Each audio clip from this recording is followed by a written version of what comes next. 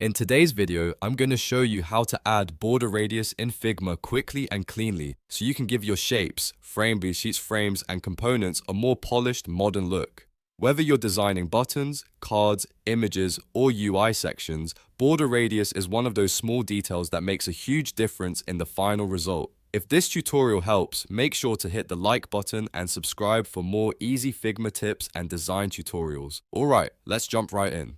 First, open your Figma file and select the shape, frame, or component that you want to round. You can click directly on the object on the canvas, and once it's selected, Figma will show its settings in the right sidebar. This is where all the design controls live, and it's also where you'll find the corner radius option.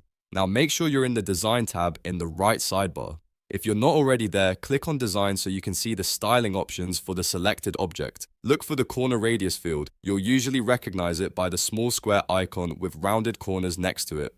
This is the setting that controls how sharp or rounded the corners appear. Once you find it, click inside the corner radius field and type in your desired pixel value. For example, if you enter 16, Figma will round all 4 corners evenly at the same time. This is the fastest way to create a consistent rounded look across your design. If you want a softer appearance, use a higher number. If you want just a subtle curve, use a smaller value. And if you ever need the object to look completely sharp again, you can simply set the value back to 0. One helpful tip is to apply the same corner radius to matching elements in your design, especially buttons, cards, and containers, so your layout feels consistent and professional. A repeated radius value helps build a stronger visual system and makes your interface look much more intentional. You can also experiment with different values depending on the style you're going for.